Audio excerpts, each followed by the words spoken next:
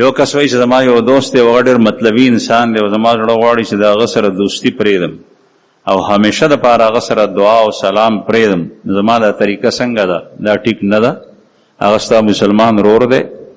نو ترمذی شریف کې حدیث دی، احبب حبیبک هونا ما عسى ان يكون بغيضك يوما ما وابغض بغيضك يوما ما عسى ان يكون حبيبك يوما ما.